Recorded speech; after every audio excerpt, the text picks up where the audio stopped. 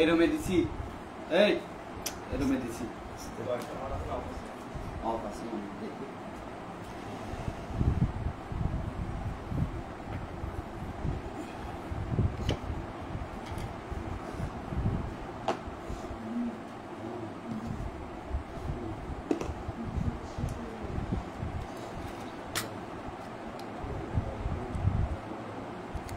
Fan বাড়াই দিছ?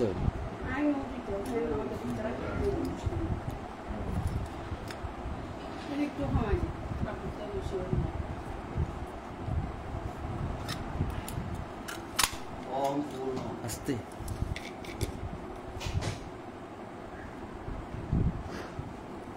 সিলিগুলো রাখতে দিন, সিলিগুলো এখানে রাখো।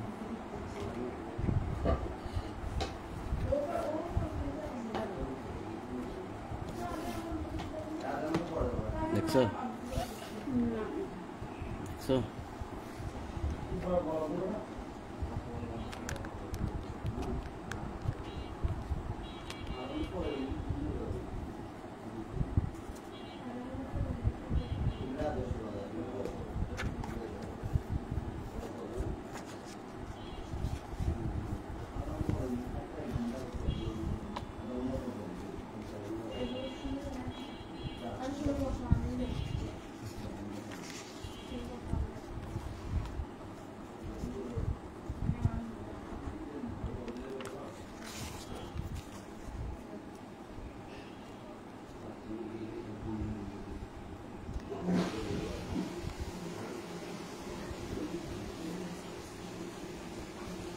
ফ্যানটা আর একটু বাড়াইতে পারবা মনে হয়, সামান্য সামান্য একটু বাড়াইতে পারবা।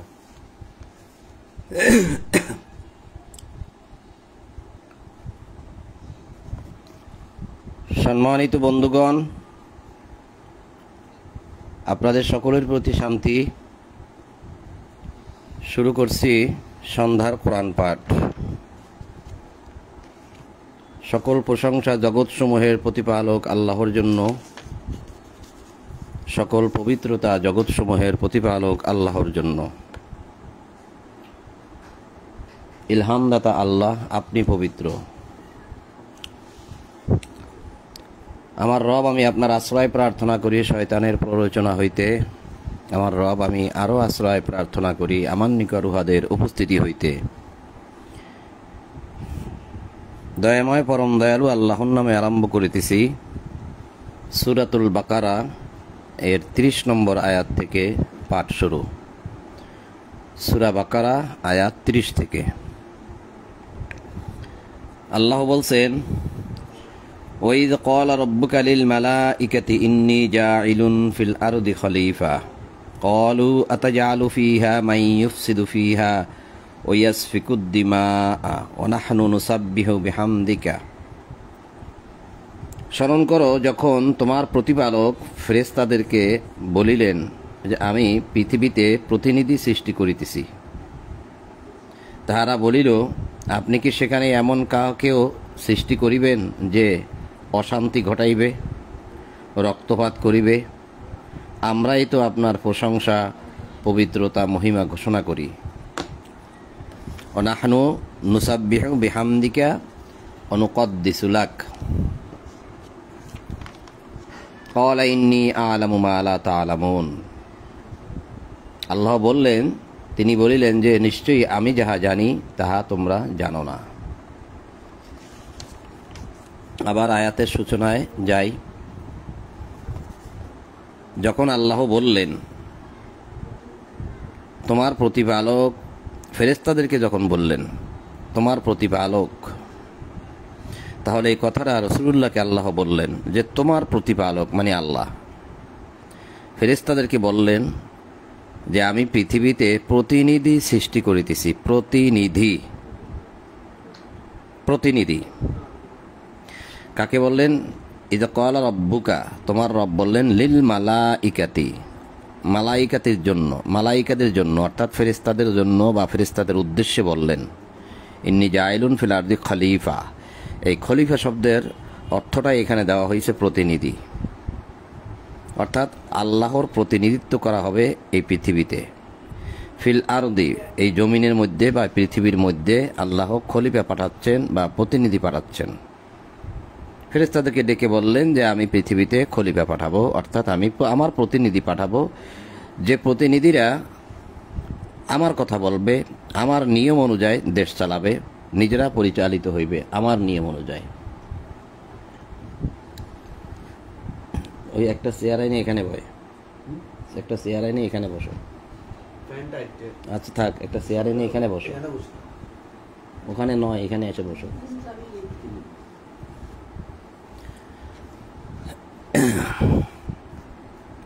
তাহারা বলিল, ফেরেশতাগণ বলিল, আপনি কি সেখানে এমন কাউকে সৃষ্টি করিবেন যে অশান্তি ঘটাইবে, রক্তপাত করিবে? আমরাই তো আপনার প্রশংসা করতেছি, তাহলে আমরা যেহেতু আসি প্রশংসা করি, তো পৃথিবীতে আবার কেন প্রতিনিধি, খলিফা বা মানুষ কেন পাঠাইতে হচ্ছে? ফেরেশতারা ভেটু দিল। এখন এখানে প্রশ্ন যে ফেরেশতারা কি করে জানলো যে পৃথিবীতে মানুষ পাঠাইলে তারা রক্তপাত ঘটাবে, অশান্তি সৃষ্টি করবে, মাইয়ুফসিদু অর্থাৎ ফাসাদ সৃষ্টি করবে, ফিহা তার মধ্যে, এই পৃথিবীর মধ্যে, ওয়াসফিকুদ দিমা, এই দিমা অর্থাৎ রক্তপাত ঘটাবে, তারা মারামারি করবে, খুনাখুনি করবে, কাটাকাটি করবে। আল্লাহ ফেরেশতাদেরকে বললেন যে আমি পৃথিবীতে প্রতিনিধি পাঠাবো, আমার খলিফা পাঠাবো, ফিল আরদি খলিফা। ফেরেশতারা বলল, সেখানে আপনি কি এমন কাউকে পাঠাবেন যারা অশান্তি সৃষ্টি করবে, ফাসাদ সৃষ্টি করবে এবং রক্তপাত ঘটাবে? এখন প্রশ্ন হলো, ফেরেশতারা কি করে জানলো এটা? আল্লাহ তো বলে নাই। এই প্রশ্নের উত্তর কিন্তু আদৌ কেউ দিচ্ছে না। তবে একেবারে যে উত্তর নাই তা নয়, আছে। সে প্রশ্নের উত্তর আপনাদের কাছে রয়েই গেল, যেহেতু সে প্রসঙ্গে এখন আমরা আলোচনা করব না, তাই সে প্রশ্নের উত্তর এখন নেই।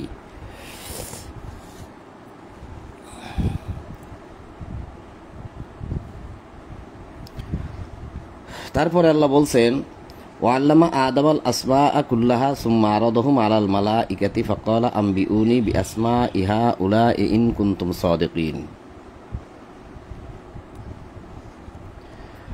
আর তিনি আদমকে যাবতীয় নাম শিক্ষা দিলেন। তার মানে আদমকে সৃষ্টি করা হলো এবং সকল নাম, যাবতীয় নাম, অর্থাৎ কি নাম, কি যাবতীয় নাম তা তো আমরা বুঝবো না। হয়তো এটা বোঝা যায় যে পৃথিবীতে গাছপালা, তরুলতা যা আছে, সমুদ্রের তলদেশে যা আছে এবং মানুষ ইত্যাদি ইত্যাদি যত নাম আছে সব শিক্ষা দেওয়া হলো। কারণ বলাই হয়েছে আদম আল আসমা, আদমকে আসমা শিক্ষা দেওয়া হয়েছে, অর্থাৎ সমস্ত নাম শিক্ষা দেওয়া হয়েছে। অথবা সেই সমুদয় ফেরেশতাগণের সম্মুখে প্রকাশ করা হলো, আল্লাহ প্রকাশ করলেন আর বলিলেন, এই সমুদয়ের নাম আমাকে বলে দাও। আদমকে নামগুলো সব শিক্ষা দিয়ে ফেরেশতাদেরকে আল্লাহ বললেন, এই সকল নাম আমাকে বলে দাও, যদি তোমরা সত্যবাদী হও। তোমরা তো বলেছিলে যে আমি কেন পৃথিবীতে প্রতিনিধি পাঠাবো, তোমরা তো ভেটু দিয়েছিলে, তো এখন তাহলে তোমরা যখন এতই বোঝো তাহলে আমাকে এই নামগুলা বলে দাও। কিন্তু নামগুলা কিন্তু আল্লাহ আদমকে শিক্ষা দিয়েছে। তাহারা বলিল, ক্বালু সুবহানাকা লা ইলমা লানা ইল্লা মা আল্লামতানা ইন্নাকা আনতাল আলিমুল হাকিম। তারা বলিল, ক্বালু তাহারা বলিল, সুবহানাকা আপনি পবিত্র, আপনি মহান, আপনি পবিত্র, আপনি আমাদেরকে যাহা শিক্ষা দিয়েছেন তাহা ছাড়া আমাদের তো কোনো জ্ঞান নাই। বস্তুত আপনি জ্ঞানময় ও প্রজ্ঞাময়। আন্তা আপনি আলিমুল হাকিম, আলিম অর্থাৎ আপনি জ্ঞানী এবং হাকিম আপনি হিকমতওয়ালা, প্রজ্ঞাময়। তাহলে ফেরেশতারা এখন কি করলো? বলল যে আপনি সুবহানাকা, আপনি পবিত্র, লা ইলমা লানা ইল্লা মা আল্লামতানা, যা আপনি আমাদেরকে শিক্ষা দিয়েছেন তার বাহিরে আমাদের কোনো জ্ঞান নাই। অথচ ফেরেশতারা কিন্তু বলল যে আপনি কি পৃথিবীতে এমন কাউকে পাঠাবেন যারা সেখানে গিয়ে ফাসাদ সৃষ্টি করবে?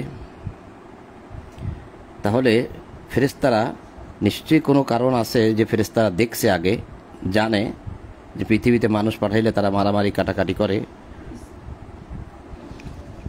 যাক, ওই প্রশ্নই থাক। এরপর আল্লাহ বললেন, ক্বালা ইয়া আদামু আম্বিউহুম বিআসমাইহিম ফালাম্মা আম্বাআহুম বিআসমাইহিম। তিনি বলিলেন, হে আদম, তাহাদেরকে এই সকল নাম বলিয়া দাও। সে তাহাদেরকে এই সকলের নাম বলিয়া দিল। তাহলে আদমকে যখন আল্লাহ বললেন যে ফেরেশতারা তো পারল না, এবার তোমাকে তো আমি নামগুলো শিক্ষা দিয়েছি, তুমি এগুলো বলে দাও, আদম কিন্তু পটাপট ঝটপট সেগুলো বলে দিল। বলে দেওয়ার পর আল্লাহ বলতেছেন, ক্বালা আলাম আকুল্লাকুম ইন্নী আ'লামু গায়বাস সামাওয়াতি ওয়াল আরদ। আমি কি তোমাদেরকে বলি নাই যে আকাশমণ্ডল পৃথিবীর অদৃশ্য বস্তু সম্বন্ধে অর্থাৎ গায়েব সম্বন্ধে আমি নিশ্চিতভাবে অবহিত, এবং তোমরা যাহা ব্যক্ত করো বা গোপন করো আমি তাহাও জানি। আমি কি তোমাদেরকে এগুলো বলিনি?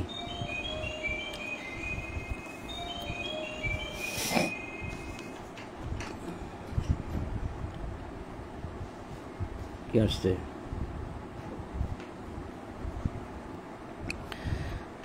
যাক, এরপরে 34 নম্বর আয়াত আল্লাহ বলছেন, ওয়াইদ কুলনা লিল মালাইকাতি ইসজুদু লিআদামা ফাসাজাদু ইল্লা ইবলিস আবা ওয়াস্তাকবারা ওয়া কানা মিনাল কাফিরিন। যখন আমি ফেরেশতাদেরকে বলিলাম আদমকে সিজদা করো, তখন ইবলিস ব্যতীত সকলেই সিজদা করিল, সে অমান্য করিল, অহংকার করিল, সুতরাং সে কাফিরদের অন্তর্ভুক্ত হইল। ওয়া কানা মিনাল কাফিরিন, সে কাফিরদের অন্তর্ভুক্ত হইল, অর্থাৎ অস্বীকারীদের অন্তর্ভুক্ত হইল। তো শুরুটা কি? ওয়াইদ কুলনা লিল মালাইকাতি ইসজুদু লিআদামা। মালাইকা অর্থাৎ ফেরেশতাগণকে আল্লাহ বললেন, আদেশ দিলেন, কুলনা বললেন, আদেশ দিলেন, ইসজুদু আসজুদু লিআদামা, আদমের জন্য সেজদা অবনত হও। অনুবাদ হয়েছে আদমকে সেজদা করো। এখানে বলা হয়েছে লি আদামা। এই লি শব্দটার অনুবাদ কিন্তু এখানে নেই। লি অর্থ জন্য, আদমের জন্য, লি আদামা আদমের জন্য। সিজদা করো, এখানে লেখা হয়েছে সিজদা করো। তাহলে সিজদাটা করার মধ্যে চলে গেছে। সিজদা আরবি শব্দ, এখানে বাংলায়ও লেখা হয়েছে সিজদা। তাহলে সিজদা শব্দের অর্থ যে কি তা কিন্তু এখানে লেখা হয়নি। সিজদা শব্দের অর্থ কি তা আমরা একটু দেখি। এই সূরারই 57-58 নম্বর আয়াত থেকে।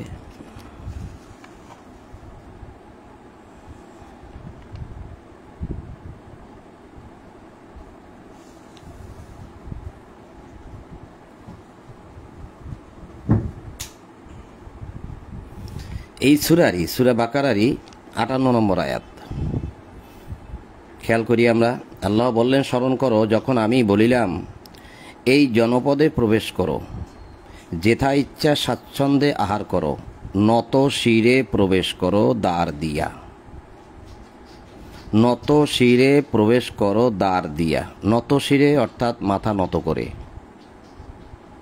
মাথাটাকে নত করার অর্থই হচ্ছে অহংকার করো না, মাথা উঁচু রেখো না, নতি স্বীকার করো। নতি স্বীকার করে এই দুয়ার দিয়া বা এই দ্বার দিয়া বা এই দরজা দিয়ে প্রবেশ করো, আর বলো ক্ষমা চাই। ক্ষমাই যখন চাইতে হয় তখন তার মাথা আর উঁচু রাখা যায় না, তাকে মাথা নতই করতে হয়। তাহলে এখানে কিন্তু আছে যে ওয়াইদ কুলনা দুখুলু হাযিহিল ক্বরিয়াতা ফাকুলু মিনহা হাইসু শি'তুম রাগাদাও ওয়াদখুলুল বাব সুজ্জাদাও। অদখুলুল বাব, এই বাবে অদখুলু দাখিল হও, প্রবেশ করো, সুজ্জাদা সিজদা। এখানে কিন্তু সিজদা শব্দের অর্থ বাংলায় সিজদা দেওয়া হয় নাই। সুজ্জাদাও অকুলু এবং বলো, হিত্তাতুন নাগফির লাকুম খতায়াকুম, আমরা ক্ষমা চাই, বলো ক্ষমা চাই। তাহলে অদখুলুল বাবা প্রবেশ করো এই বাবে এই দরজায়, সুজ্জাদা নত হয়ে। এখানে দিছে নত শিরে। শির নত করাই যদি সেজদা হয় তাহলে এখানেও ঠিক তাই দেওয়া দরকার ছিল, যেটা আমরা পড়তেছিলাম এতক্ষণ।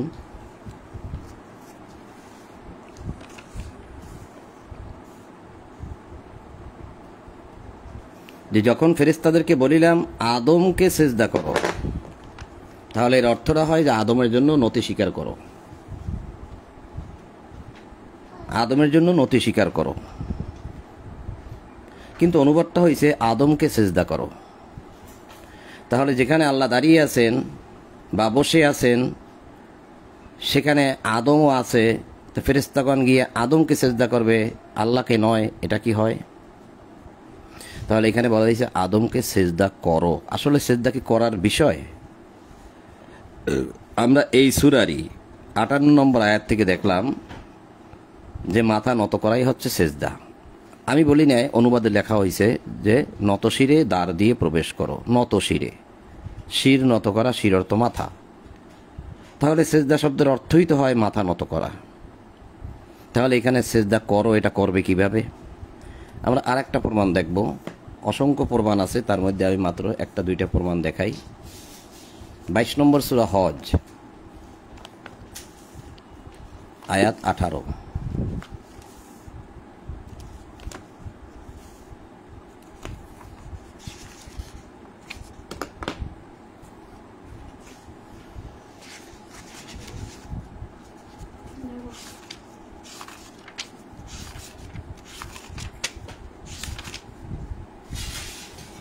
বাইশ নম্বর সূরা হজের 18 নম্বর আয়াত থেকে আমরা দেখব সিজদা অর্থ কি এবং সিজদা দ্বারা আল্লাহ কি বুঝাইছেন আমাদেরকে। সুধীবিন্দু সকলেই একটু খেয়াল করেন যে আল্লাহ কি বলছেন এখানে। 22 নম্বর সূরা হজ, আয়াত 18। আল্লাহ বলছেন, আলাম তারা আন্নাল্লাহা ইয়াসজুদু লাহু মান ফিস সামাওয়াতি ওয়া মান ফিল আরদ ওয়াশ-শামস ওয়াল কামারু ওয়ান নুজুমু ওয়াল জিবালু ওয়াশ-শাজারু ওয়াদ-দাওয়াব্বু ওয়া কাসীরুম মিনান নাস। তুমি কি দেখো না, আল্লাহ রাসূলুল্লাহকে বলছেন যে তুমি কি দেখো না আল্লাহকে সিজদা করে যাহা কিছু আছে আকাশমণ্ডলীতে ও পৃথিবীতে। তাহলে আকাশমণ্ডলীতে যা আছে আল্লাহকে সিজদা করে, পৃথিবীতে যা কিছু আছে আল্লাহকে সিজদা করে। সূর্য আল্লাহকে সিজদা করে, চন্দ্র আল্লাহকে সিজদা করে, নক্ষত্রমণ্ডলী অর্থাৎ তারকা আল্লাহকে সিজদা করে, পর্বত পাহাড় আল্লাহকে সিজদা করে, বৃক্ষলতা অর্থাৎ গাছ আল্লাহকে সিজদা করে। এই কয়টাই আমরা দেখি আগে। তাহলে এবার প্রশ্ন আসে যে এই যে পর্বত মানে পাহাড়, জিবাল, এখানে বলাই হয়েছে জিবাল, অন নুজুমু তারকা, অল জিবালু পাহাড়, অশাজারু গাছ। তাহলে জিবাল অর্থাৎ এই পাহাড় কিভাবে সিজদা করে? একটু ভিতরে ঢুকাই দাও। এই পাহাড় আল্লাহকে কিভাবে সিজদা করে? পাহাড় কি কোনোদিন নড়াচড়া করে?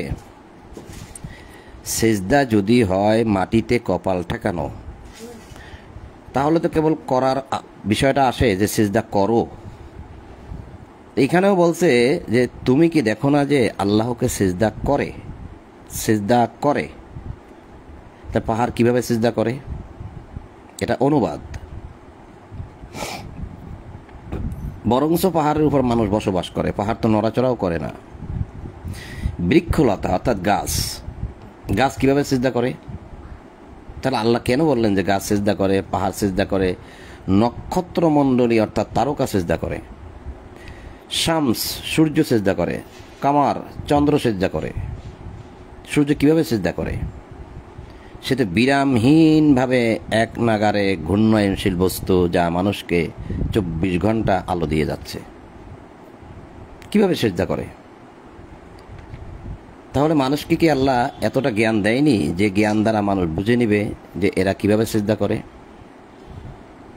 তাহলে এর অর্থটা কি দাঁড়ায়? যে তুমি কি দেখো না যে আল্লাহর আদেশ মেনে চলে যা আছে আকাশে এবং যা আছে জমিনে। সূর্য আল্লাহর আদেশ মেনে চলে, চন্দ্র আল্লাহর আদেশ মেনে চলে, তারকা আল্লাহর আদেশ মেনে চলে, পর্বত পাহাড় আল্লাহর আদেশ মেনে চলে, গাছ আল্লাহর আদেশ মেনে চলে, তাই নয় কি? সূর্যকে আল্লাহ যেভাবে আদেশ দিয়েছেন যে তুমি বিরামহীনভাবে মানুষকে আলো দিয়ে যাবে, এই পৃথিবীর উপরে আলো দিয়ে যাবে। চন্দ্রকে বলেছে তুমি সূর্যের পিছনে পিছনে থাকবে, তোমার সূর্য দ্বারা যে আলোটা আসবে সে আলোটা তোমার উপরে পড়বে, সেই স্নিগ্ধ আলোটা আবার পৃথিবীতে পড়বে তোমার উপর দিয়ে। তুমি সবসময়ের জন্য সূর্যের পিছনে থাকবে, কখনোই আগে যেতে পারবে না। নক্ষত্রমণ্ডলীকে আল্লাহ যেভাবে আদেশ করেছেন ঠিক সেভাবে আছে। যখন রাতের অন্ধকার ঘনিয়ে আসে তখন তাদেরকে দেখা যায়। পাহাড়কে আল্লাহ যেভাবে বলেছেন যে তোমাদেরকে যেভাবে স্থির রাখা হয়েছে তোমরা ঠিক সেভাবেই স্থির থাকবে। গাছগুলোকে যেভাবে আল্লাহ আদেশ করেছেন যে তোমরা ঠিক এইভাবেই উঠবে, এবং মানুষের কল্যাণে তোমাদেরকে নিয়োজিত করা হয়েছে, মানুষের কল্যাণে তোমাদেরকে সৃষ্টি করা হয়েছে। মানুষ তোমাদের থেকে যে ফল তোমরা দিবে সেটা মানুষ ভক্ষণ করবে, এবং তোমাদের দ্বারা মানুষ আগুন জ্বালাবে। তাহলে এই যে কথাগুলো আল্লাহ বললেন যে পাহাড় আল্লাহকে সিজদা করে, সূর্য আল্লাহকে সিজদা করে, তা আসলে কি সিজদা করে নাকি সকলেই আল্লাহর আদেশের উপর অবিচলিত? তাহলে সিজদা শব্দের অর্থ কি দাঁড়ায়? আল্লাহর আদেশ মেনে নেওয়া নাকি মাটিতে কপাল ঠেকানো? প্রশ্ন রইল। আরও দুই একটা আয়াত দেখি, বেশি একটা না দেখলেও। 17 নম্বর সূরা বনী ইসরাইল, আয়াত 62-তে আল্লাহ বলছেন, ইবলিস বলতেছে আল্লাহকে, ইবলিস আল্লাহকে বলতেছেন, সে বলিল, ইবলিস বলিল, আপনি কি বিবেচনা করিয়াছেন? আল্লাহকে ইবলিস বলতেছে, আপনি কি বিবেচনা করিয়াছেন? আপনি আমার উপর এই ব্যক্তিকে মর্যাদা দান করিলেন। ইবলিস বলতেছে, আমার উপর এই ব্যক্তিকে মানে আদমকে মর্যাদা দান করিলেন। তার মানে ইবলিস আল্লাহর জ্ঞানকে প্রশ্নবিদ্ধ করলো যে আপনি কি বিবেচনা করিয়াছেন? ক্বালা আরাআইতাকা, আপনি কি দেখেছেন? হাযাল্লাযী কাররামতা আলাইয়া, আপনি আমার উপরে কাররামতা সম্মানিত করলেন, আলাইয়া আমার উপর এই ব্যক্তিকে আপনি কি দেখেছেন? আরাআইতাকা, আপনি কি একটু বিবেচনা করেছেন? তাহলে এখানে বোঝা যাচ্ছে যে ইবলিসের উপর আদমকে মর্যাদা দেওয়াতেই ইবলিস আদমকে মেনে নিতে পারে নাই, তাই নয় কি? আচ্ছা, তার মর্যাদা কিভাবে দান করলো আল্লাহ সেটাও আমরা একটু দেখি এই সূরারই একটু পরে, অর্থাৎ 70 নম্বর আয়াতে, সূরা বনী ইসরাইল আয়াত 70। আল্লাহ বলছেন, ওয়ালাকাদ কাররামনা বানি আদম, আমি তো আদম সন্তানকে মর্যাদা দান করিয়াছি। পেলেন কি? আল্লাহ কি বললেন? বানি আদম, আদমের সন্তানকে। এই যে আমরা পৃথিবীতে যারা আছি সব আমরা আদমের সন্তান, বানি আদম। ওয়ালাকাদ কাররামনা, অবশ্যই আমরা কাররামনা করেছি, অর্থাৎ সম্মানিত করেছি। কাকে? বানি আদম, আদমের সন্তানদেরকে সম্মানিত করেছি। আমি তো আদম সন্তানকে মর্যাদা দান করিয়াছি।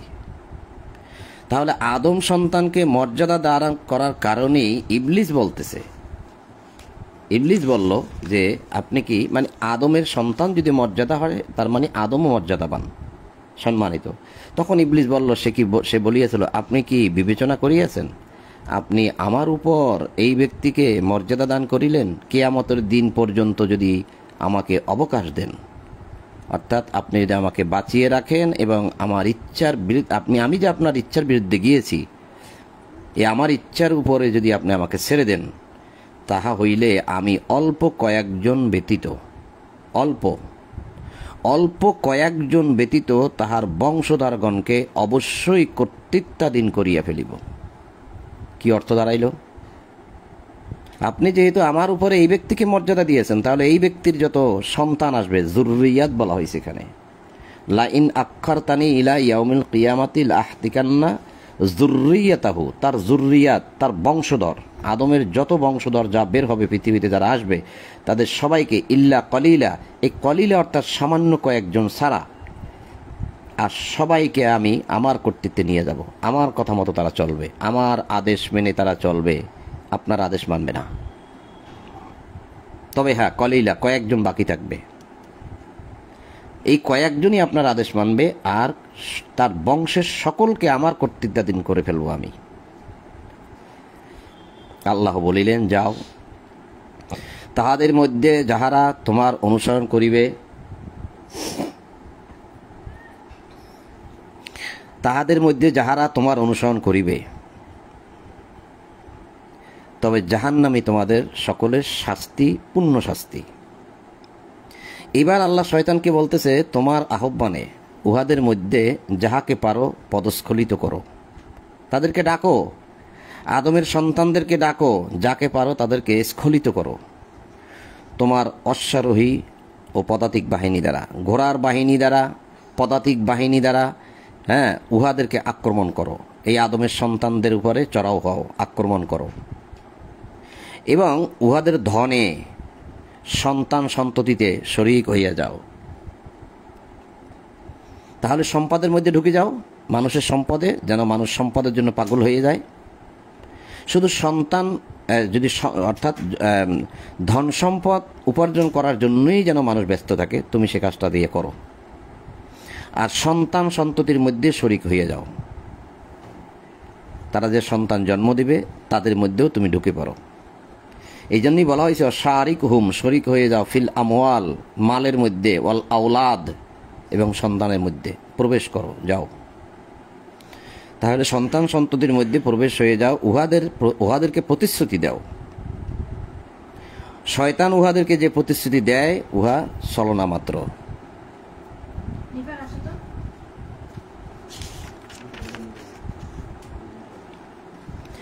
এই আয়াতগুলো দ্বারা আমরা যেটা বুঝলাম যে ইবলিসের উপরে আদমকে মর্যাদা দেওয়ার কারণেই ইবলিস খেপে গেল, ইবলিস মানতে পারল না। এবার আরও একটি আয়াত দেখি, সূরা আরাফের আয়াত 113, 11, 12, 13। যেহেতু আজকে আমাদের পাঠটা ছিল সেজদা নিয়ে, আমরা গতকালকে সূরা ফাতিহা থেকে শুরু করেছি আবার নতুন করে। তো আজকে ভোরে সূরা বাকারারই 29 নম্বর আয়াত পর্যন্ত পাঠ করেছি। তা 30 থেকে আমাদের পাঠ ছিল। এখন এখানে 7 নম্বর সূরা আরাফের 11 নম্বর আয়াতে আল্লাহ বলছে যে, আমি তো তোমাদেরকে সৃষ্টি করি, অতঃপর তোমাদের আকৃতি দান করি, অতঃপর ফেরেশতাদেরকে আদমকে সেজদা করিতে বলি, ইবলিস ব্যতীত সকলেই সেজদা করিল, সে সেজদাকারীদের অন্তর্ভুক্ত হইল না। তিনি বলিলেন, আল্লাহ বলিলেন, আমি যখন তোমাকে আদেশ দিলাম তখন কি তোমাকে নিবৃত্ত করিল? তোমাকে আমি যখন আদেশ দিলাম যে আদমের জন্য তুমি নতি স্বীকার করো, তুমি নত হয়ে যাও, অহংকার করো না, আদম তোমার থেকে শ্রেষ্ঠ, এটা তুমি মেনে নাও। ক্বালা মা মানাকা আল্লা তাসজুদা, সিজদা, যখন আমি তোমাকে আদেশ দিলাম যে তুমি নত স্বীকার করো, ইজ আমার তুকা, যখন আমি তোমাকে আদেশ দিলাম, আমর। ক্বালা মা মানাকা, কে তোমাকে মানা করলো আমার আদেশ অমান্য করতে? ক্বালা আনা খাইর, ইবলিস বলল যে আমি তার চেয়ে শ্রেষ্ঠ, মিনহু, আমি তার চেয়ে খাইর। আপনি যে আদমকে সম্মানিত করেছেন, আমি আদমের চেয়ে শ্রেষ্ঠ। খলাক্তানি মিন নার, আপনি আমাকে সৃষ্টি করেছেন আগুন দিয়ে, অখলাক্তাহু মিন তিন, এবং আদমকে সৃষ্টি করেছেন মাটি দ্বারা। তাহলে এই আয়াতে আমরা দেখলাম যে আল্লাহ আদেশ করলেন যে আমার আদেশ তুমি মেনে নাও, অর্থাৎ তুমি আদমের জন্য নতি স্বীকার করো। তখন সে দাবি করলো যে আমি তার চেয়ে শ্রেষ্ঠ। ক্বালা আনা খাইর, সে বলিল আমি তাহার অপেক্ষা শ্রেষ্ঠ। তুমি আমাকে অগ্নি দ্বারা সৃষ্টি করিয়াছ এবং তাহাকে কর্দম দ্বারা সৃষ্টি করিয়াছ। তাহলে এই যে আদমের যে সেজদার যে বিষয়টা, তা কি শ্রেষ্ঠত্বের লড়াই নয়? সূরা হজের 18 নম্বর আয়াত থেকে আমরা দেখলাম যে আল্লাহকে সেজদা করে যা কিছু আছে পৃথিবীতে, এমনকি পাহাড় পর্যন্ত সেজদা করে। তাহলে কি সেজদা করার বিষয় নাকি আল্লাহর আদেশ মেনে নেওয়ার বিষয়? সূরা বাকারারই 47 নম্বর আয়াত, হে বনি ইসরাইল, আমার সেই অনুগ্রহকে স্মরণ করো যা দ্বারা আমি তোমাদেরকে অনুগ্রহিত করিয়াছিলাম এবং বিশ্বে সবার উপর শ্রেষ্ঠত্ব দিয়েছিলাম। খেয়াল করেছেন কি? বিশ্বে সবার উপর শ্রেষ্ঠত্ব দিয়েছিলাম তোমাদেরকে, এই পৃথিবীর মধ্যে, আমার সৃষ্টির মধ্যে, আলাল আলামিন। ইয়া বানি ইসরাইল আযকুরু নি'মাতি আল্লাতী আন'আমতু আলাইকুম ওয়া আন্নী ফাদ্দালতুকুম আলাল আলামিন। আলামিনের উপরে, আলামিনের উপরে তোমাদেরকে আমি ফাদ্দালতুকুম, শ্রেষ্ঠত্ব দিয়েছি। অর্থাৎ আমার সৃষ্টি জগতের মধ্যে যা কিছু আছে তার মধ্য থেকে আমি এই ইসরায়েলের পুত্রগণ, আদমের পুত্রগণ অর্থাৎ বনি ইসরায়েলকে, অর্থাৎ আদম সহ আদমের সবাইকে আমি শ্রেষ্ঠত্ব দিয়েছি। আলামিন অর্থাৎ আমার সৃষ্টি জগতের মধ্যে। আলামিন বহু বচন, অর্থাৎ আল্লাহর যত সৃষ্টি আছে সব, তার আলম এক বচন। তাহলে এখানে আল্লাহ বললেন যে বিশ্বে সবার উপর শ্রেষ্ঠত্ব দিয়েছিলাম তোমাদেরকে। তাহলে মানুষ যদি শ্রেষ্ঠ হয় তাহলে তো ফেরেশতা শ্রেষ্ঠ নয়। মানুষ যদি শ্রেষ্ঠ হয় তাহলে তো ইবলিস শ্রেষ্ঠ নয়। এই জন্যই ইবলিস আদমকে মেনে নিতে পারে নাই। আর মেনে নিতে না পারার কারণেই ইবলিস বলে উঠল যে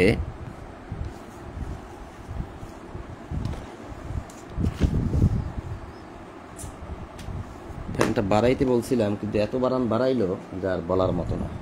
একটু বাড়াইতে বললে আকাশচুম্বী বাড়াই দেওয়া হলো। জ্ঞান বুদ্ধি সব হাঁটুর নিচে চলে গেছে। তো আমরা এখন এই যে আমরা যেখান থেকে পড়া শুরু করছিলাম সেখানে আবার ফিরে আসলাম, যেখানে আল্লাহ বলছেন যে যখন আমি ফেরেশতাদেরকে বললাম যে আদমের জন্য নত হও, যখন আমি ফেরেশতাদেরকে বললাম আদমকে সেজদা করো, এর অর্থ কি আসলে আদমকে সেজদা করা নাকি আদমকে মেনে নেওয়া? আদমের শ্রেষ্ঠত্বকে মেনে নেওয়া। কিন্তু এই কথাগুলো, আমি যে কথাগুলো আপনাদেরকে এতক্ষণ দেখাইলাম, সেই কথাগুলো যদি আল্লাহ এখানে বলে আসতেন তাহলে আর আজকে আদমকে সেজদা করার বিষয়গুলো আর লেখা যেত না, অনুবাদ লেখা যেত না। কিন্তু এটা আল্লাহর নিয়ম। আল্লাহ এখানে এরকম বলেছেন, অন্য জায়গায় আর এক রকম বলবেন, বিভিন্ন জায়গায় বিভিন্ন রকম বলেছেন। আর এই জন্যই বলেছে যে আফালা ইয়াতাদাব্বারুন আল কোরআন, তবে কি তোমরা কোরআন নিয়ে গবেষণা করবে না? আম আলা কুলুবিন আকফালুহা, নাকি তোমাদের অন্তরে তালা লেগে আছে? অবশ্যই অন্তরে তালা লেগে আছে। তো গবেষণা যখন আপনি করবেন এবং বিভিন্ন আয়াতে যখন যাবেন, পড়বেন প্রথম থেকে শেষ পর্যন্ত, তখন আপনার মাথার মধ্যে এগুলো সেট হয়ে যাবে যে আসলে আদমকে মেনে নেওয়ার বিষয়টাই ফেরেশতাদেরকে বলা হয়েছিল যে তোমরা সকলে আদমকে মেনে নাও। কি মেনে নিব? যে আদম তোমাদের থেকে শ্রেষ্ঠ। এখনও কিন্তু আমি একটা আয়াত আপনাদেরকে দেখাইলাম, ভুলে গেলে চলবে না, আবার দেখাই সে আয়াতটা। এই যে, হে বনি ইসরাইল, আমার সেই অনুগ্রহকে স্মরণ করো যা দ্বারা আমি তোমাদেরকে অনুগ্রহিত করিয়াছিলাম এবং বিশ্বে সবার উপর শ্রেষ্ঠত্ব দিয়েছিলাম। বিশ্বের সবার উপর শ্রেষ্ঠত্ব দিয়েছিলাম। এই যে সবার উপর যে শ্রেষ্ঠত্ব দিলেন, এইটা আদম ইবলিস মানলেন না। ইবলিস বললেন যে না, এটা হতে পারে না, আমি শ্রেষ্ঠ। কলা আনা খৈর, সে বলল আনা খৈর, আমি শ্রেষ্ঠ। এখানেই শুধুমাত্র যুদ্ধটা চলছে যে শ্রেষ্ঠত্বের লড়াই। তা যখন আমি ফেরেশতাদেরকে বললাম যে আদমকে সেজদা করো, আসলে অনুবাদটা এরকম না হয়ে যদি অনুবাদটা এরকম হয় যে যখন আমি ফেরেশতাদেরকে বললাম যে আদমের শ্রেষ্ঠত্বকে মেনে নাও, আদমকে মেনে নাও, তখন ইবলিস ব্যতীত সকলেই মেনে নিল, সে অমান্য করিল, অহংকার করিল, অস্তাকবার, সে তাকাব্বার করল। সে বলেই দিছে সরাসরি যে আমি শ্রেষ্ঠ, আদম শ্রেষ্ঠ নয়। আমি কিন্তু আপনাদেরকে 7 নম্বর সূরা আরাফের 12 নম্বর আয়াত থেকে এখন দেখিয়ে আসছি। সে বলল যে আমি শ্রেষ্ঠ, আপনি আমাকে আগুন দিয়ে সৃষ্টি করেছেন আর তাকে মাটি দিয়ে সৃষ্টি করছেন। খলাকতানি মিন নারি ওয়া খলাকতাহু মিন তিন, আমাকে আপনি আগুন দিয়ে সৃষ্টি করেছেন, কাজেই আর মাটি দিয়ে সৃষ্টি করেছেন আদমকে। তাহলে আদম যদি মাটি দিয়ে সৃষ্টি হয়, তার মাটিতে থাকে পায়ের নিচে, সে কীভাবে আমার উপর শ্রেষ্ঠত্ব হয়, শ্রেষ্ঠত্ব পায়? এটা একটা ভাবার্থ। তাই এখানে অনুবাদটা এরকমই হওয়ার কথা ছিল যে তোমরা আদমকে মেনে নাও।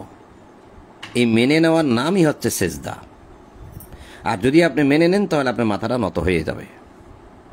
এটা হচ্ছে সম্মতির লক্ষণ। কিন্তু ইবলিস সে অমান্য করল, সে মানেনি।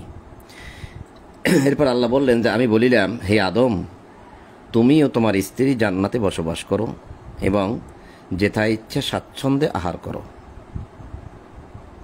কিন্তু এই গাছের নিকটবর্তী হইও না। সব জায়গা যাও, ঘোরাফেরা করো, খাওয়া দাওয়া করো, কিন্তু এই গাছটার নিকটে যেও না।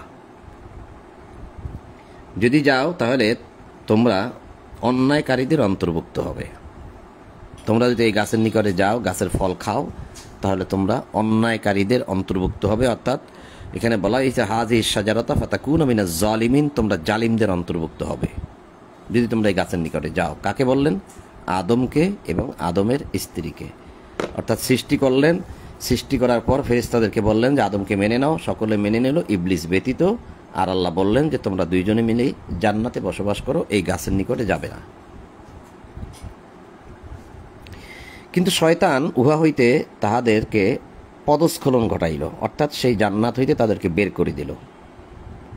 জান্নাতে রাখলেন আল্লাহ, বের করল শয়তান। কিভাবে? এবং তাহারা যেখানে ছিল সেখান হইতে তাহাদেরকে বহিষ্কার করিল, জান্নাত থেকে শয়তান বের করে দিল। আমি বলিলাম তোমরা একে অন্যের শত্রু রূপে নামিয়ে যাও। অর্থাৎ তোমরা একে অন্যের শত্রু, অর্থাৎ আদম এবং আদমের স্ত্রীর শত্রু হচ্ছে ইবলিস, আর ইবলিসের শত্রু হচ্ছে আদম এবং আদমের স্ত্রী। আমি বলিলাম তোমরা একে অন্যের শত্রু রূপে নামিয়ে যাও। অর্থাৎ এই জান্নাতে আর তোমরা থাকতে পারবে না। কোথায় নেমে যাবে? ওয়ালাকুম ফিল আরদ, পৃথিবীতে, আরদের মধ্যে নেমে যাও, পৃথিবীর মধ্যে নেমে যাও। মুস্তাকাররুন ওয়া মাতাউন ইলা হিন, সেখানে কিছুকালের জন্য তোমাদের জীবিকা আছে, সেখানে তোমাদের জন্য ফল ফ্রুট, টাকা পয়সা, ধন দৌলত যা যা প্রয়োজন সব আছে, সেখানে তোমরা নেমে যাও। কেন? তোমরা তো আমার আদেশ অমান্য করেছো, আর থাকতে পারবে না। অতঃপর আদম তাহার প্রতিপালকের নিকট হইতে কিছু বাণী প্রাপ্ত হইল। আদম কিন্তু নেমে আসছে। আল্লাহ তাহার প্রতি ক্ষমাপরবশ হইলেন, নিশ্চয়ই তিনি অত্যন্ত ক্ষমাশীল পরম দয়ালু। ফাতালাক্কা, এখানে বলা হয়েছে কিছু বাণী প্রাপ্ত হলো, মানে কিছু বাণী পাইল। এরকম বলা হয়নি যে তাকে বাণী দেওয়া হলো, এখানে বাণী প্রাপ্ত হলো, পাইল। এখানে আরবিটা হচ্ছে ফাতালাক্কা। এই লাক্কা বা এলকা শব্দ, এটা হচ্ছে এলকা। এলকা শব্দের অর্থ হচ্ছে নিক্ষেপ করা।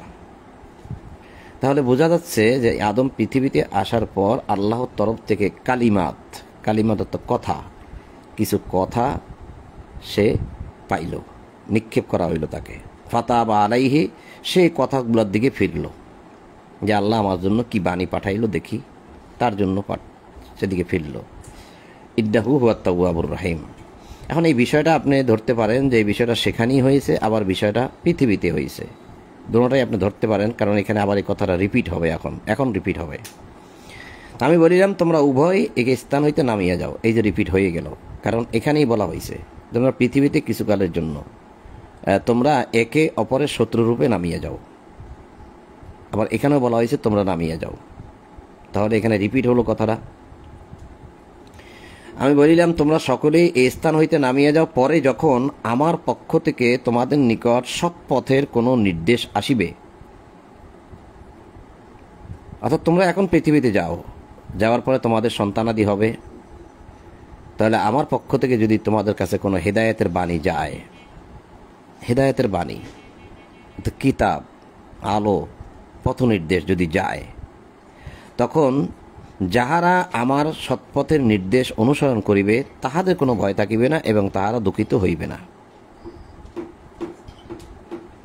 আর যারা অস্বীকার করিবে এবং আমার নিদর্শনকে অস্বীকার করিবে, যারা কুফরি করিবে অর্থাৎ অস্বীকার করিবে এবং আমার নিদর্শনসমূহকে অস্বীকার করিবে, তাহারাই অগ্নিবাসী, সেখানে তাহারা স্থায়ী হবে। এখানে আমরা দেখলাম কুলনা হাবিতু মিনহা জামিয়া। আমি বলিলাম যে তোমরা সকলেই স্থান হইতে নামিয়া যাও। ফাইম্মা ইয়াতিয়ান্নাকুম মিন্নি হুদা, এখন নেমে যাও, যদি আমার পক্ষ থেকে তোমাদের কাছে কোনো হুদা যায়, কোনো হেদায়েত যায়, কোনো গাইডেন্স, কোনো গাইড বুক, কোনো নবী রসুল, কোনো কিছু যদি যায়, ফামান তাবিয়া, তবে যে সেটাকে তাবিয়া করবে অর্থাৎ অনুসরণ করবে অর্থাৎ ইত্তেবা করবে, হুদাইয়া সেই হুদার, সেই হিদায়েতের, ফালা খাউফুন আলাইহিম, তবে তার কোনো ভয় থাকবে না। তো এই বিষয়টা আমি আরেকটু দেখানোর জন্য আপনাদেরকে 20 নম্বর সূরা তহার একদম শেষের দিকে কয়টা আয়াত আছে একটু দেখাই, সেখান থেকে আপনারা আরেকটু ক্লিয়ার হবেন।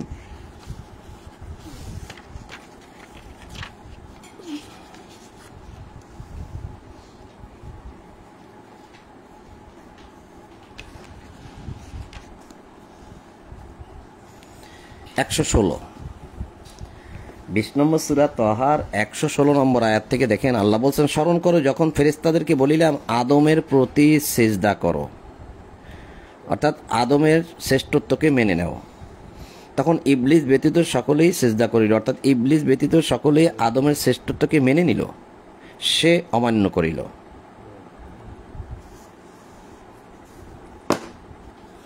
অতঃপর আমি বলিলাম, আল্লাহ বলতেছেন, বলিলাম, হে আদম, নিশ্চয় এ তোমার ও তোমার স্ত্রীর শত্রু।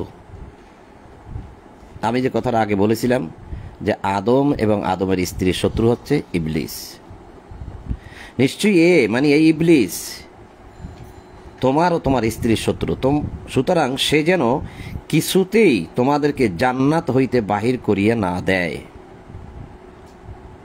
অর্থাৎ তার কথা যদি তোমরা শোনো তাহলে সে কিন্তু জান্নাত থেকে তোমাদেরকে বের করে দিবে, দিলে তোমরা দুঃখ কষ্ট পাইবে। আমরা পৃথিবীতে আইসা কি এখন সুখে আছি? দুঃখ কষ্ট পাচ্ছি না? রৌদে পড়তেছি, বৃষ্টিতে ভিজতেছি, পরিশ্রম করতেছি, মারামারি কাটাকাটি করতেছি,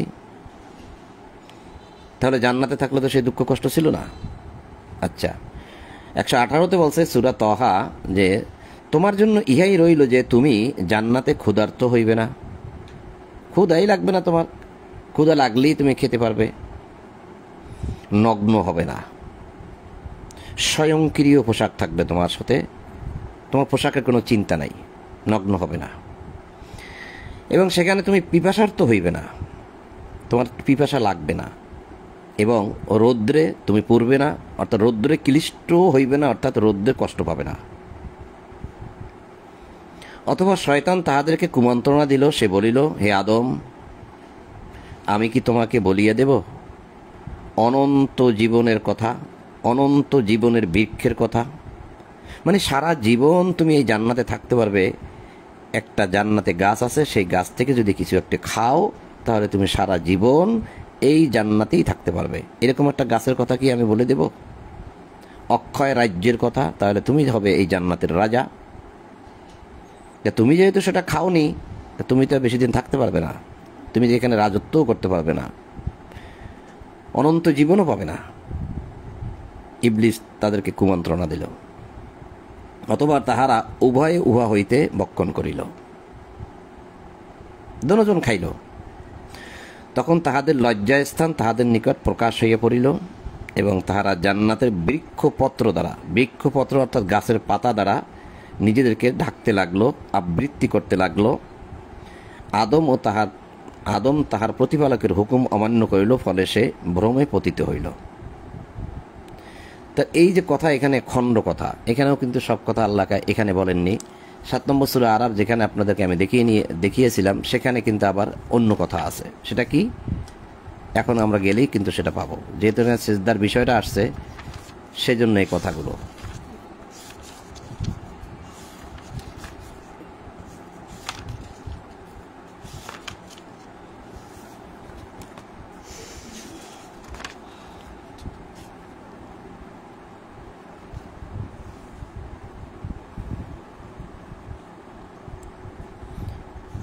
এখানেও সেই সেজদার প্রসঙ্গে যে কথাগুলো বলা হয়েছিল, সেখান থেকেই তিনি বলিলেন যাহাদেরকে অবকাশ। আচ্ছা, এখানে পূর্বের আয়াতটা হচ্ছে ইবলিস তাদেরকে কসম করে বলছিল।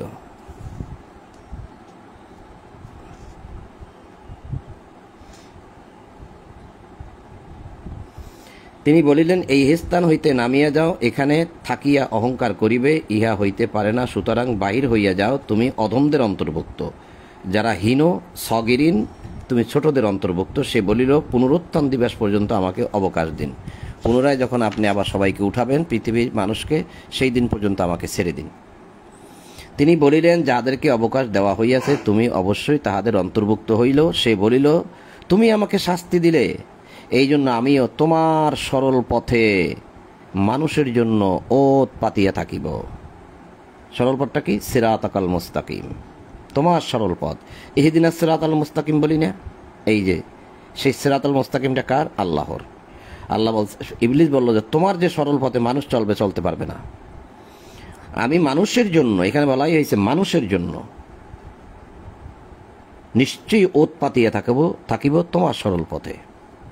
তো এমনভাবে অত্যাচারে থাকিব, অথবা আমি তাহাদের নিকট আসিবই তাহাদের সম্মুখ হইতে, পিছন হইতে, বাম হইতে, দক্ষিণ হইতে, বাম হইতে।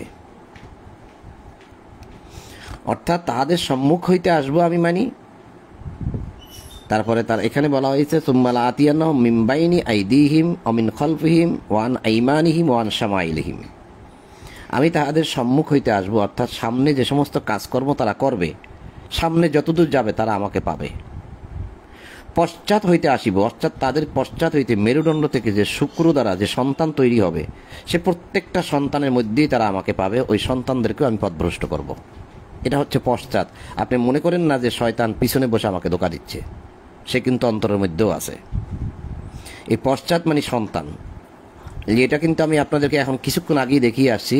যদি আপনারা ভুলে যান তাহলে সেটা মনে থাকবে না।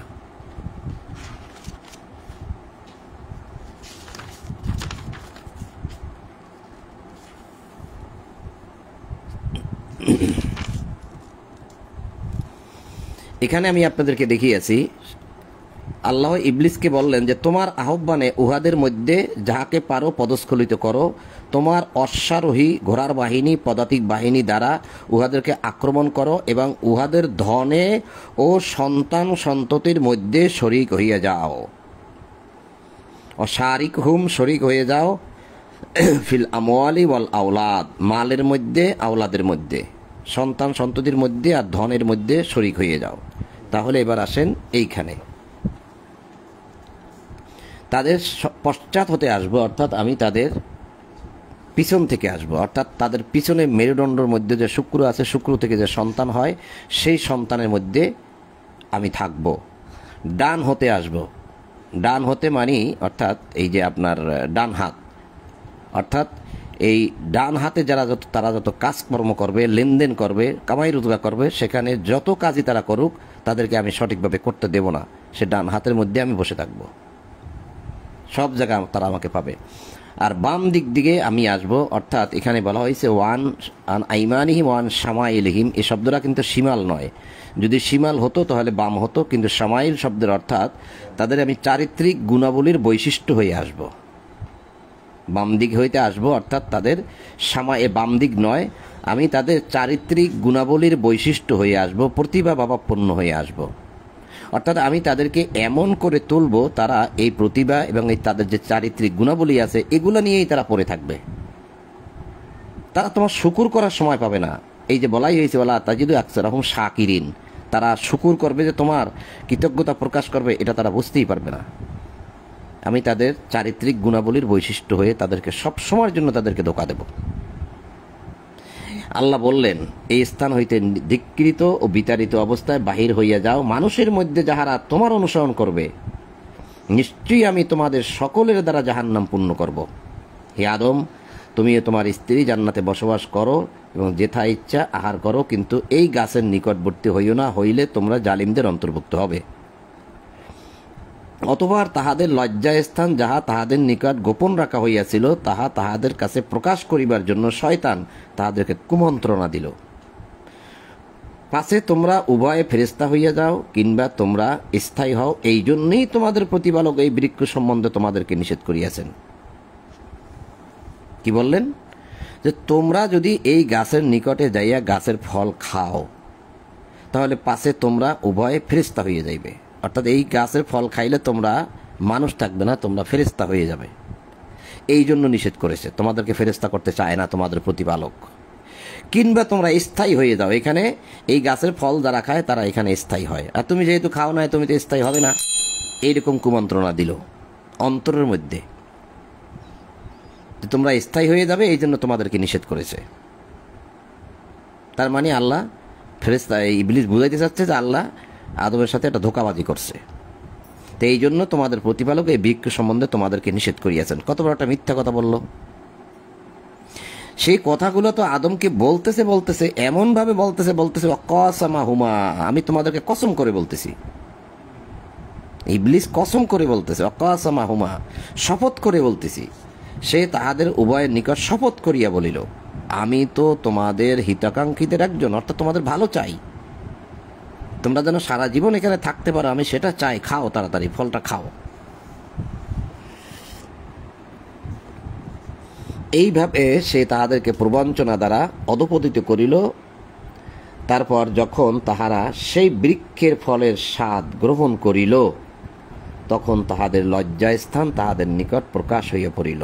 তার মানে এতক্ষণ তারা জানত না যে লজ্জাস্থানটা কি, এখন প্রকাশ হয়ে পড়ল। এবং তাহারা জান্নাতের পাতা দ্বারা, অর্থাৎ গাছের বড় বড় পাতা দ্বারা নিজেদেরকে আবৃত করিতে লাগিল, অর্থাৎ নিজেদেরকে ঢাকতে লাগলো। ঠিক এই মুহূর্তেই আল্লাহ চলে আসছে। তখন তাহাদের প্রতিপালক তাহাদেরকে সম্বোধন করিয়া বলিলেন, আমি কি তোমাদেরকে এই বৃক্ষের নিকটবর্তী হইতে বারণ করি নাই? এবং আমি কি তোমাদেরকে বলি নাই যে শয়তান তোমাদের প্রকাশ্য শত্রু? বৃক্ষের ফল যখন খাওয়া শুরু করলো, তাদের পোশাক চলে গেল। এখন তারা বলতেছে, সেই দুইজনে মিলে বলতেছে, কলা, তারা দুইজনে বলতেছে, রব্বানা জলামনা, হে আমাদের রব, আমরা জুলুম করিয়াছি, আনফুসানা, আমাদের নিজেদের প্রতি, ওয়াইল্লাম তাগফির লানা, যদি আপনি আমাদেরকে ক্ষমা না করেন, ও তার হামনা, যদি আপনি আমাদের প্রতি রহম না করেন, লানাকুনান্না মিনাল খাসিরিন, আমরা অবশ্যই ক্ষতিগ্রস্তদের অন্তর্ভুক্ত হয়ে যাব। এই যে ক্ষমাটা চাইলেন, এখন আপনি আমি কি প্রত্যেকদিন এই প্রার্থনাটা করব না, নাকি এই প্রার্থনা অবস্থার পরিপ্রেক্ষিতে? আচ্ছা, এই প্রার্থনা করার পর কি আল্লাহ তাদেরকে বললেন যে ঠিক আছে যাও, একবার অপরাধ করেছো, ভুল করেছো, ক্ষমা করে দিলাম, জান্নাতে থাকো? সকলেই বলে যে আদম ক্ষমা চাইলো, আল্লাহ ক্ষমা করে দিছে। কোথায় ক্ষমা করে দিল? আল্লাহ কি বললেন? ক্ষমাই যদি করে দেয় তাহলে তো আবার তাদেরকে জান্নাতে ঢুকাই দেবে, যে ঠিক আছে যাও, ক্ষমা করে দিলাম, আর কোনোদিন গাছের ফল খাবে না, এখানেই থাকো। আপনি একটা ফ্যাক্টরিতে চাকরি করেন, আপনি একটা অপরাধ করে ফেলছেন, আপনার চাকরিটা যায় অবস্থা। এখন যদি আপনি এমডি সাহেবকে বলেন যে স্যার ঠিক আছে আমি ভুল করছি, আর কোনোদিন এই অপরাধ করব না, আপনি আমার চাকরি থেকে বহিষ্কার করিয়েন না, তো এমডি সাহেব যদি বলে আচ্ছা ঠিক আছে এবারে মতো তোমাকে ক্ষমা করে দিলাম, তার মানে কি আপনাকে কে ফ্যাক্টরি থেকে বের করে দিল ক্ষমা করে, নাকি চাকরিতে বহাল রাখলো? তা আদমকে যদি ক্ষমাই করা হয় তাহলে তো সেখানেই আবার থাকবে আদম। কিন্তু আল্লাহ কি বললেন? কুলনা হাবিতু না কলাহ বিতু বাদুকুম লিবাদিন আদুবুন ওয়ালাকুম ফিল আরদি মুস্তাকাররুন ওয়া মাতাউন ইলা হিন। তিনি বলিলেন তোমরা নামিয়া যাও, তোমরা একে অপরের শত্রু। আদমের শত্রু ইবলিস, ইবলিসের শত্রু আদম। তোমরা নামিয়ে যাও। ইহবিতু বাদুকুম লিবাদিন আদুবু, তোমরা একে অপরের শত্রু হিসেবে এখান থেকে নামিয়ে যাও। পৃথিবীতে কিছুকালের জন্য তোমাদের বসবাস ও স্থায়ী জীবিকা রইল। তাহলে কি এটা ক্ষমা হলো? যদি ক্ষমাই হয় তাহলে তো আদম ওখানেই আবার বসবাস করে। তিনি বলিলেন, আল্লাহ বলিলেন যে সেখানে তোমরা জীবনযাপন করবে, সেখানে তোমাদের মৃত্যু হইবে, এবং সেখান হইতেই তোমাদেরকে বাহির করিয়া আনা হইবে, আবার তোমাদেরকে এখানে আনা হইবে। তো যাক, এই বিষয়টা আমি এখান থেকে দেখাইলাম যে একটা চ্যাপ্টার, পুরোপুরি চ্যাপ্টারটা, কারণ এই কথাগুলো আল্লাহ শুরুতে বলেন নাই বিদায় অনেকেই বিষয়টা, ওই সেজদার যে বিষয়টা, এটা অনেকেই বুঝতে পারেন না এবং ভাবেন যে আসলে সেজদা করার বিষয়, কিন্তু আসলে যে সেজদা করার বিষয় নয়, সেজদা করা যায় না, এটা যে আসলে আদেশ মেনে নেওয়ার বিষয়, সেটাই কিন্তু এই আজকের আলোচনা থেকে আমি এটা প্রমাণ করলাম। তো এখানে যারা যদি কেউ নতুন এসে থাকেন তো হয়তো তিনি বিভ্রান্ত হবেন আমার কথায়। আমি আপনাকে অনুরোধ করবো আপনি থাকেন এবং আপনি আরও আয়াতগুলো দেখেন, হুট করে কোনো মন্তব্য করিয়েন না। তো আমি আজকে আপনাদের সম্মুখে যে আয়াতগুলো পাঠ করেছি বেশি একটা নয়, 30 নম্বর বা সূরা বাকারা 30 থেকে একদম 39 পর্যন্ত, এই পর্যন্ত আমি আজকে রাখতে চাই, যেহেতু বিভিন্ন আয়াতে গিয়েছি। তো শেষের আয়াতটা পড়ে আমি আজকে আমাদের এটা পড়েছি, এই আয়াতটা পড়ে আজকের অধিবেশনটা শেষ করি। যাহারা অস্বীকার করিবে এবং আমার আয়াতসমূহকে অস্বীকার করিবে, যারা কুফরি করিবে এবং আমার নিদর্শনকে, মানে বি আয়াতিনা, আমাদের আয়াতগুলোকে যারা অস্বীকার করিবে, তাহারা অগ্নিবাসী, সেখানে তাহারা স্থায়ী হবে। তো আজান নয়, ইনশাআল্লাহ পরবর্তীতে 40 সূরা বাকারা 40 নম্বর আয়াত থেকে ইনশাআল্লাহ পাঠ করে শোনাবো। তো সম্মানিত সুধীবিন্দু, আপনাদের সকলের প্রতি শান্তি এবং সকল প্রশংসা জগৎসমূহের প্রতিপালক আল্লাহর জন্য। এই বলেই আজ ঈশার কোরআন পাঠ আমি এখানেই সমাপ্ত করলাম।